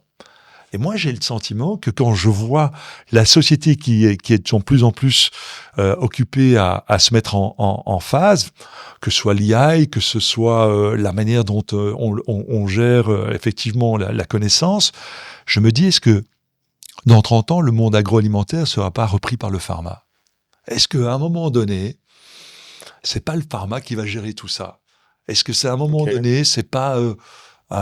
J'avais jamais fait ce chemin d'esprit. Oui, mais moi je le fais parce que je me pose la question. J'ai une fille de 10 ans, je me dis, tiens, comment elle va être nourrie, de quelle manière, de quelle façon? Mhm. Quand je vois la manière dont on transforme, j'entends qu'aujourd'hui, il y a une pénurie de cacao et donc on commence à trouver des alternatives en disant, ben, toi, on peut faire du chocolat avec de la caroube, qu'on peut faire du chocolat avec on m'a fait goûter du chocolat qui n'avait rien à voir avec des fèves de cacao. Évidemment que c'est pas tout à fait du chocolat, mais on pourrait s'y habituer. Et donc, ma question, c'est plutôt ça. Mes interrogations et mes doutes, c'est plutôt ça. Qu'est-ce qu'on va léguer? Qu'est-ce qu'on va donner? Est-ce qu'il n'y a pas plus d'intérêt à aller... aujourd'hui, on fait pousser des cacaoyers en 12 mois, alors que normalement, un cacaoyer, ça se construit, ça se nourrit, mais de la terre, avec de la biodiversité, ça se nourrit en 5 ans. Ça commence à produire des fèves de cacao. Et c'est ça qui donne le goût du cacao. Et aujourd'hui, on va nous proposer autre chose. C'est quoi les virages que tu as pu observer ces 30 dernières années? Parce que là, tu te projettes dans les 30 prochaines, et donc là, c'est un jeu d'imagination, d'imaginer un futur qui n'existe pas. Par contre, tu peux nous dire, sur les 30 dernières années, toi, tu as vu des changements éclore. Qu'est-ce qui t'a marqué dans l'industrie? Il y a des choses qui sont très bonnes. Je pense que on est allé trop loin. Je te disais, moi, ce qui m'a tétanisé au tout début de ma carrière, c'est de me dire, est-ce que je suis dans un atelier pâtisserie ou dans un bar, tellement il y avait d'alcool. Aujourd'hui, heureusement, on a eu une évolution, et c'est en parallèle aussi, hein, c'est un parallèle qui est fait énormément, et je suis très attentif à ça, à ce qui se passe dans le monde de la restauration. En fait, dans le monde de la restauration, le premier parallèle, c'est qu'on a une cuisine bourgeoise, escoffiée, très saucée, etc., lourde, Mhm. mais des plats aussi qui étaient gargantuesques, on mangeait des quantités absolument folles. Quand tu regardais les déjeuners d'affaires, tu te disais, mais c'est pour celui qui reste debout quand il a terminé 3 heures plus tard. Aujourd'hui, ça n'existe plus, ce genre de choses, et c'est peut-être mieux pour le corps. On a eu cette cuisine nouvelle où, à un moment donné, on cuisait même plus les aliments, les viandes étaient plus faisandées, et heureusement d'ailleurs, mais tout était cru. Puis on a eu cette cuisine moléculaire, hein, Fernand Adria, etc., qui était une cuisine, Mhm. on a commencé à peser, à dire, est-ce qu'on peut faire une cuisine qui est répétitive au lieu de faire ça au doigt et à l'œil? Ce qui ennuie beaucoup les cuisiniers, parce qu'il faut peser, ce qu'on fait déjà en pâtisserie, ce qu'on ne fait pas en cuisine. En cuisine, on dit non, on fait ça comme ça, mais on a compris que dans les grands restaurants, si on veut que ce soit répétitif, il y a quand même un semblant. Souvenons-nous des recettes, une cuillère à soupe d'œufs, une tasse d'œufs, etc., etc. Ça ne veut pas dire grand-chose. Et donc, il y a eu cette cuisine, et puis en même temps, cette cuisine locale qui s'est intéressée en se disant, est-ce qu'on va faire des cartes qui sont kilométriques en disant 25 entrées, 15 plats et 30 desserts. Et quand tu vois votre génération, la génération Z, quand ils ouvrent ça, on a des doutes. On préfère aller dans un truc où il y a 3 entrées, 3 plats, 2 desserts, mais on sait que c'est frais, ça tourne. J'espère que l'autre côté n'est pas frais. Mais le taux de rotation est quand même un peu... Le parallèle, il est avec la pâtisserie. Pâtisserie, même moment escoffier, pâtisserie lourde, alcoolisée. Puis on a une pâtisserie nouvelle, Gaston Lenôtre, les bavarois, les mousses et gélatine, on avait du vent, pâtisserie light, etc. Et puis après, on a eu une pâtisserie où on est venu avec des notions de croquant, de croustillant, comme par exemple la crème brûlée. On tape dedans. On assume complètement le gras, mais le bon gras, le beurre. On dit, oui, mais alors on en met. On met une gousse de vanille, on a des goûts francs, on a des goûts honnêtes, des notes de caramel, etc. Et c'est vrai qu'effectivement, cette pâtisserie-là, et puis un jeu de texture, aujourd'hui, on a une mousse, un crémeux, un biscuit, et tout ça a de la place.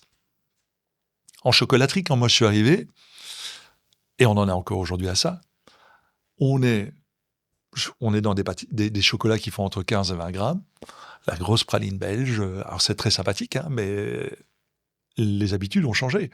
Moi, on faisait un gâteau, à l'époque, la part de gâteau, c'était 120 grammes. Aujourd'hui, c'est entre 60 et 70 grammes. Même chose dans la restauration. Mais la praline belge, alors que le consommateur elle-même, ouais, super, on ne change pas. Le monde change.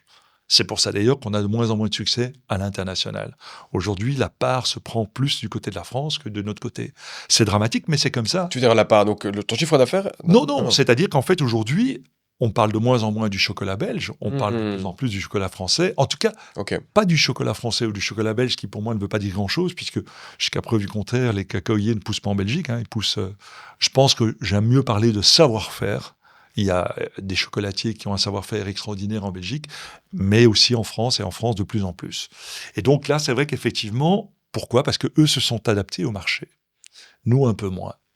Et donc, tu me disais, qu'est-ce qui a évolué ? La première chose, dans le monde de la pâtisserie, ce qui a évolué, c'est ça. Dans le monde du chocolat, le mouvement Bean to Bar, tu en parlais. Donc, j'ai initié ça.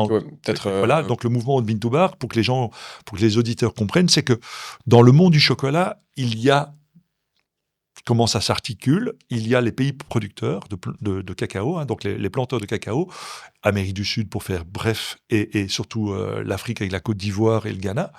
Et après, on continue un tout petit peu. Eux produisent et cultivent les fèves de cacao. Après, ces fèves de cacao sont rachetées par des grands groupes, que ce soit Barry Callebaut, Belgolade, Valrhona, Cargill, etc., etc. Ils vont transformer cette fève de cacao en chocolat de couverture. Comme je te l'ai dit, ça fait 45 ans que je fais ce métier. Le chocolat de couverture, je ne sais pas ce que c'est. Je ne connais même pas la définition de ça. Je ne sais même pas t'expliquer ce que c'est. Du chocolat de couverture, c'est du chocolat.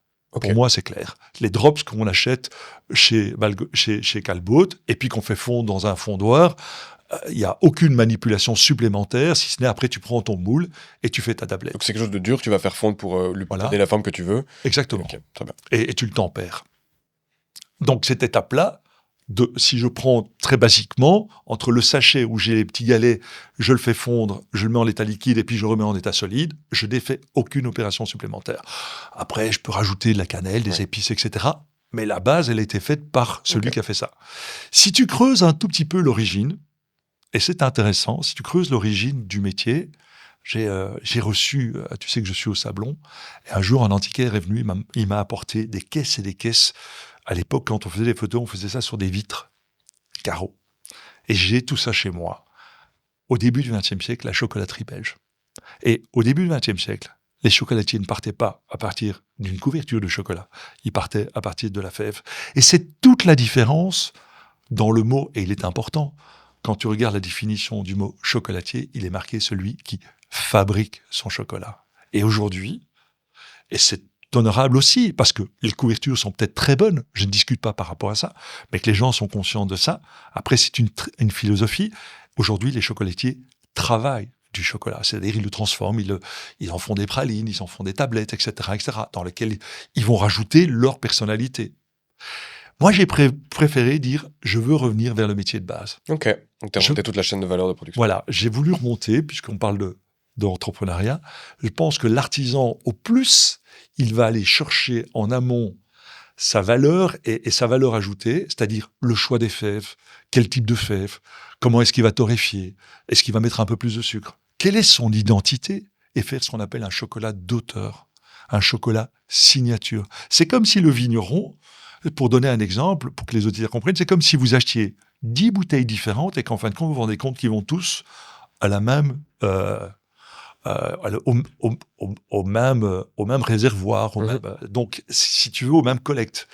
C'est un peu différent. Donc, même si le design est différent, c'est toujours la même base. C'est un peu comme si tu avais un cuisinier qui ne fait pas ses sauces ou qui ne fait pas ses jus. Je pense que c'est là où, effectivement, il va amener sa personnalité. Et moi, j'ai commencé ça en 2000 et tout le monde m'a dit « Mais t'es fou, personne ne fait ça, tout le monde, on a oublié. Et pourquoi est-ce que tu veux faire ça en 2000 ?» Et c'est vrai qu'effectivement, j'ai été complètement autodidacte, un brin de folie.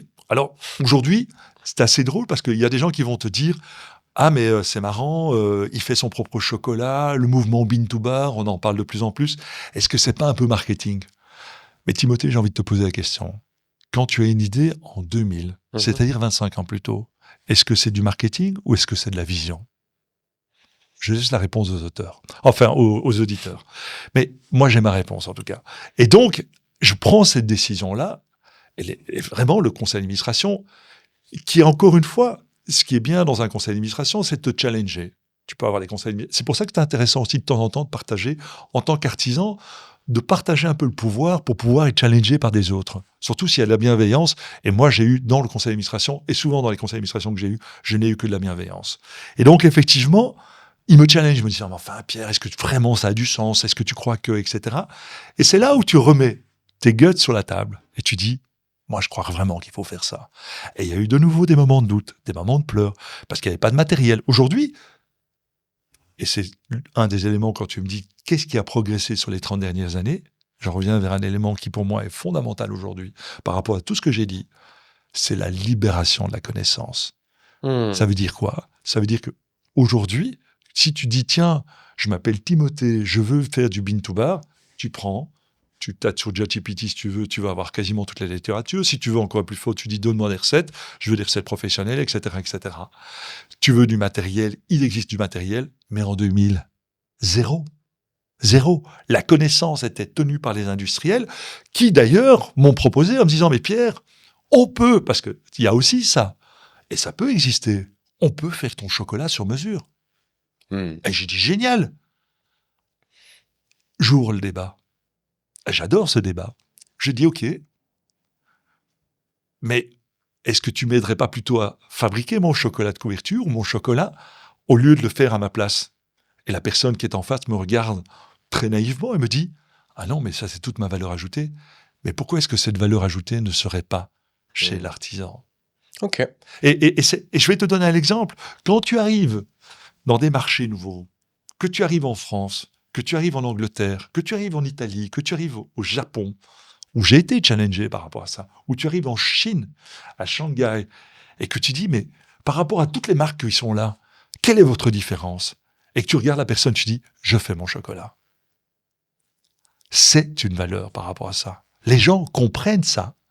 Et c'est vrai que c'est toute la différence. C'est de faire son propre chocolat. Est-ce qu'il est bien fait, mal fait? C'est un autre débat. Et donc, c'est-à-dire que tu vas... tout le processus, il y a une partie qui est faite du coup à l'étranger, et puis tu vas ramener... Non, la partie qui est faite à l'étranger, c'est quoi? C'est la récolte, puisque récolte. Comme je te l'ai dit, je ne peux malheureusement pas faire... Bon, donc les arbres sont là-bas, ce qui me permet d'aller voyager, ce qui me permet de rencontrer les gens, que ce soit Joe Tavares, le dernier voyage était en Inde, du côté de chez Amish, du côté de Tamil Nadu, extraordinaire, dans la région du Kerala. Tu vas là-bas, tu te rends compte, effectivement, tu as besoin d'y aller pour comprendre quel type de fève c'est, te comprendre la biodiversité. Donc, ce qu'on appelle le post-récolte est fait sur place, c'est-à-dire, 1, la récolte des fèves, 2, l'étape de l'écabossage, donc de prendre les fèves, la fermentation, qui est l'étape la plus importante au niveau du chocolat, en tout cas pour l'arôme. Donc, c'est à partir qu'on va commencer à créer des précurseurs d'arômes, le séchage pour pouvoir transporter. Donc là, on va retirer le taux d'humidité et nous recevons, à partir de ce moment-là, quand les fèves sont séchées, on reçoit les fèves par bateau. Et là, à ce moment-là, le processus, ça va être la torréfaction, un peu comme les grains de café. Mais la torréfaction, c'est l'âme du chocolatier. C'est là où tu vas décider de dire est-ce que je vais y aller tout doucement? Est-ce que je vais mettre 1 heure? Est-ce que je vais mettre 45 minutes? C'est là que Et c'est là où tu dis j'ai goûté cette note-là un peu florale, je veux pas la détruire, je veux pas la griller trop forte, je veux essayer de la garder, je veux garder cette signature-là.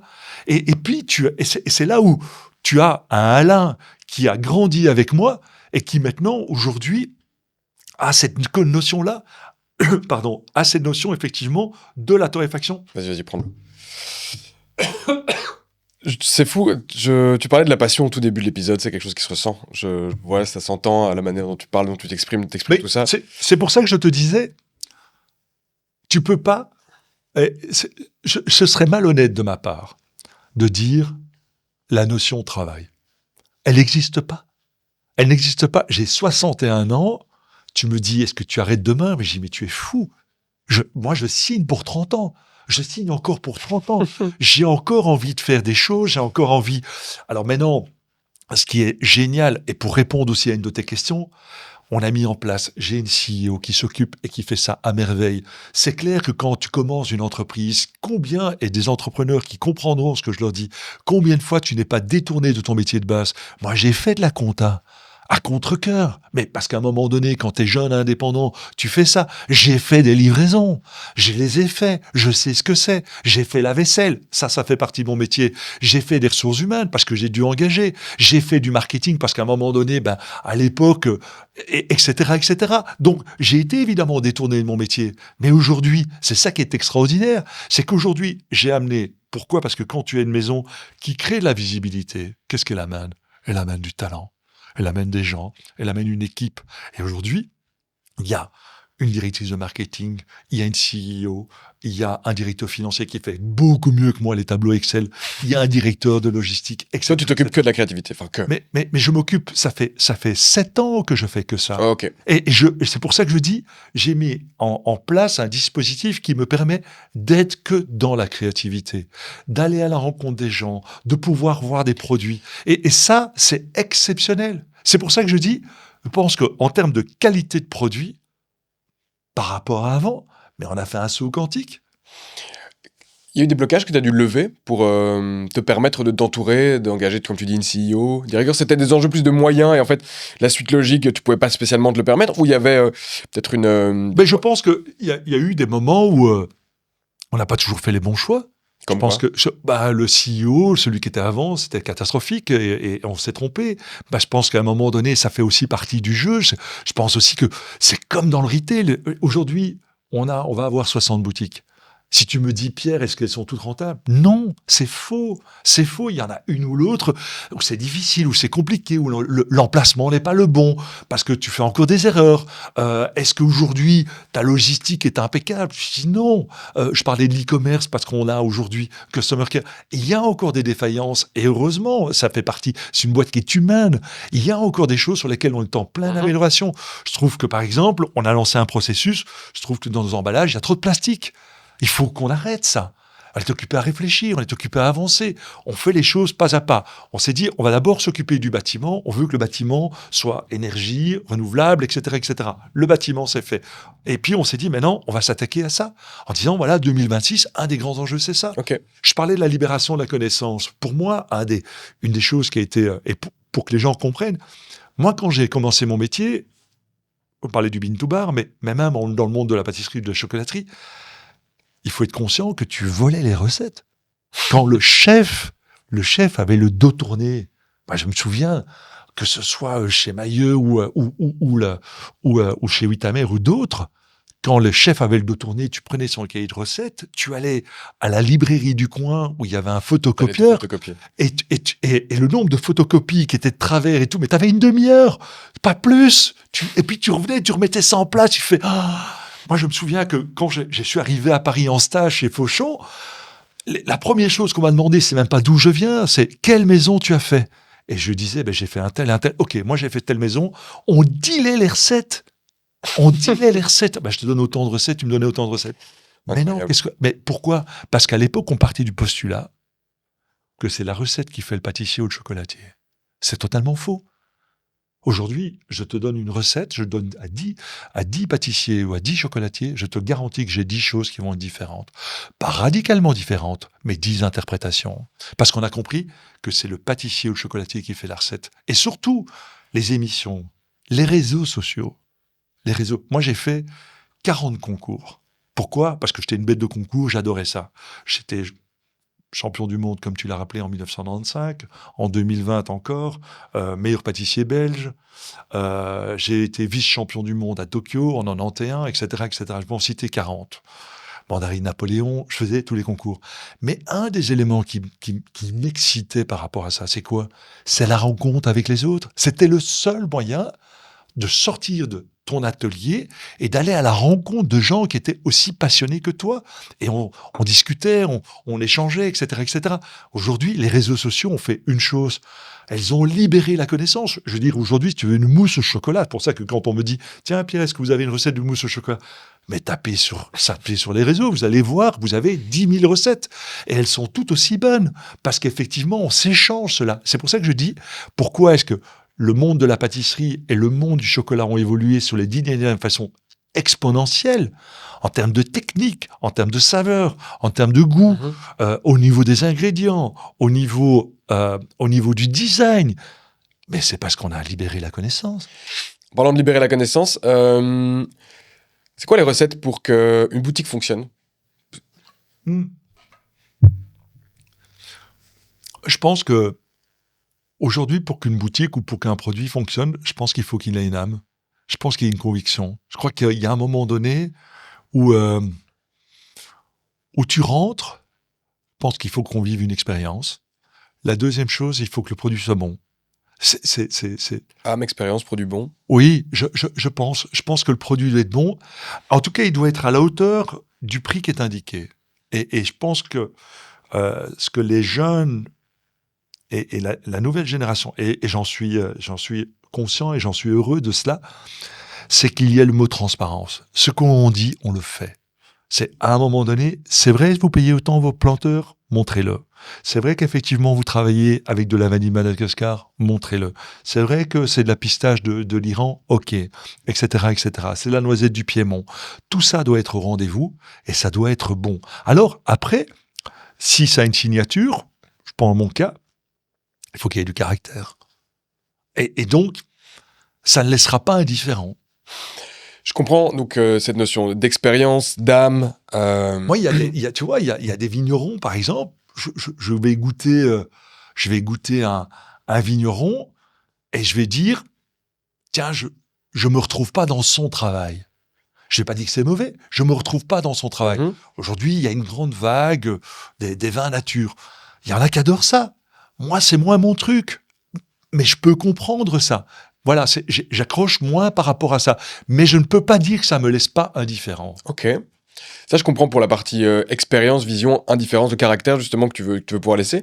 En termes même pratico-pratiques, qu'est-ce qui va faire qu'une boutique va fonctionner? T'en as lancé, du coup, 60 dans des... Mais je pense qu'il y a le lieu aussi, la localisation. Tu sais, on parle toujours location. Ça, c'est ce qu'on appelle le foot hall. Pas toujours, parce que, tu vois, dans notre métier, oui. Mais dans le monde de la restauration, on s'en fout. Les gens vont se déplacer parce que tu pars du principe que tu vas aller vivre une expérience. Oui. Je vais te donner un exemple. Il y a un restaurant à Bruxelles que j'adore. C'est le restaurant que je viens de faire actuellement. J'adore le gars, j'adore l'individu. Ça s'appelle comment? Eliane. Tu vas chez Cobb. Tu vas voir, c'est à côté du musée de la bande dessinée. Vas-y pour le trouver. Il n'est pas du tout dans une rue commerçante, etc., etc. Mais tu veux aller vivre une expérience.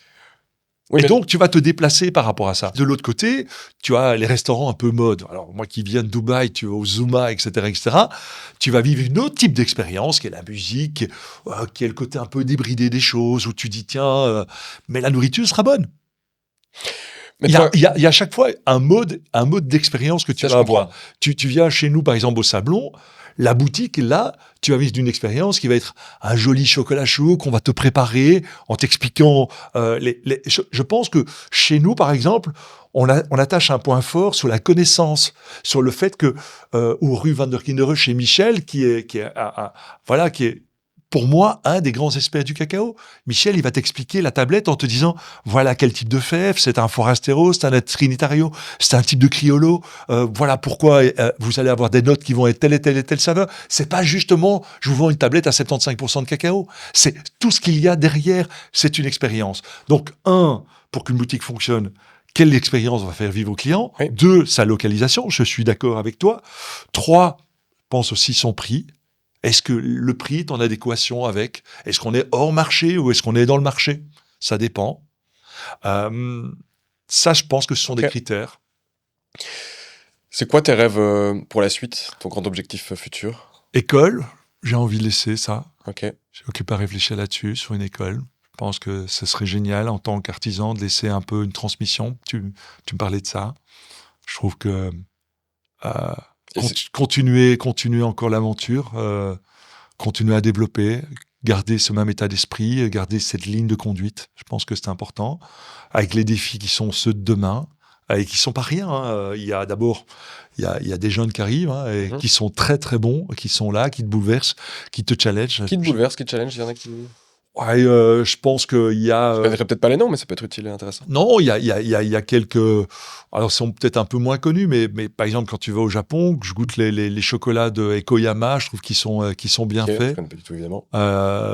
Suziguchi sont des... C'est des gens qui te...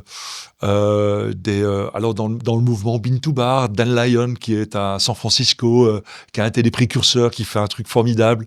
Bernachon, la maison Bonnat, je trouve.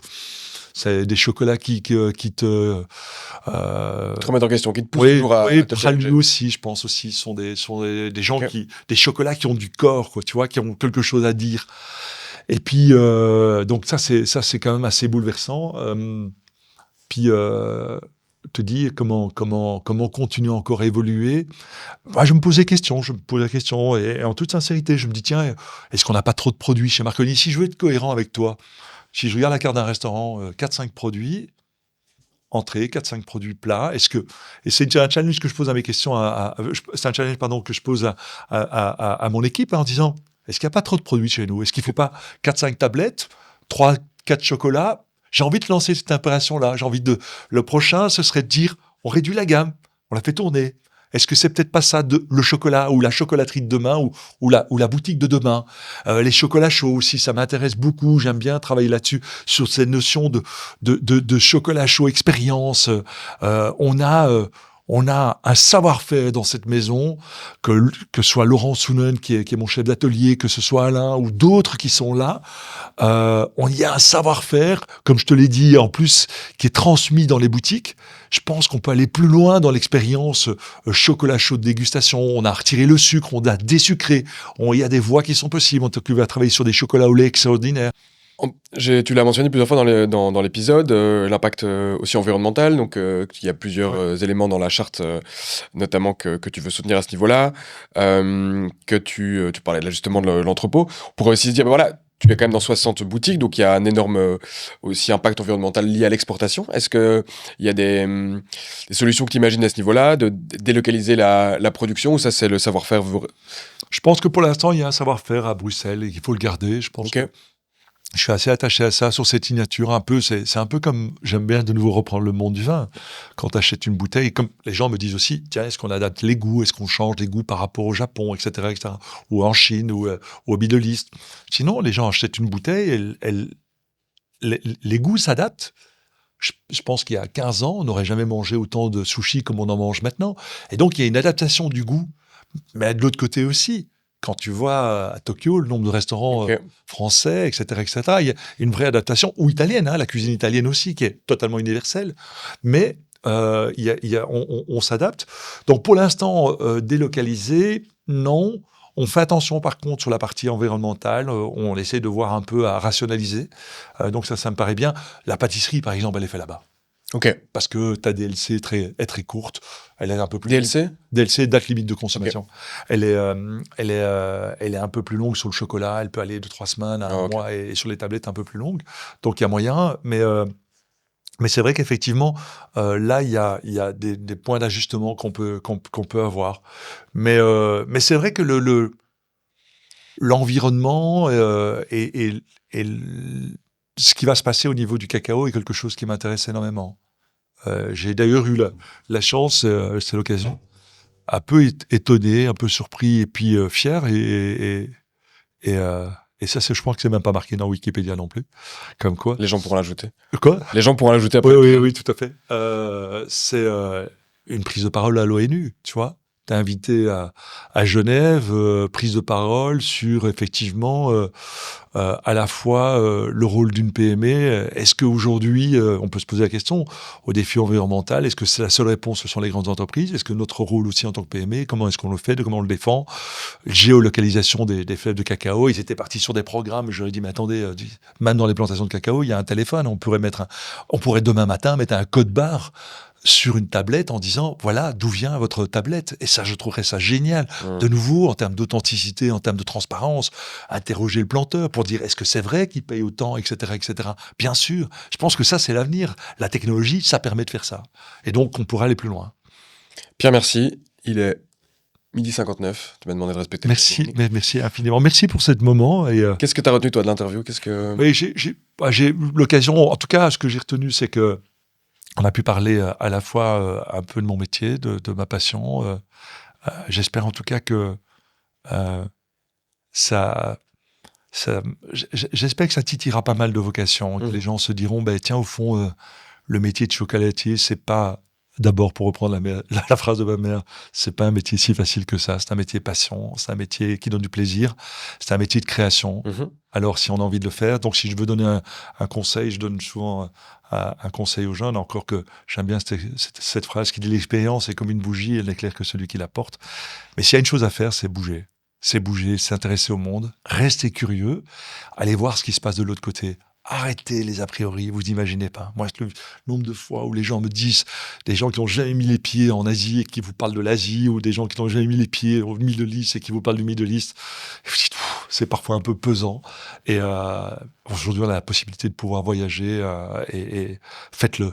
Je dis aux jeunes, bougez, allez vivre les expériences ailleurs et vous allez voir, c'est fabuleux. Et pourquoi pas monter une entreprise ailleurs, pourquoi pas.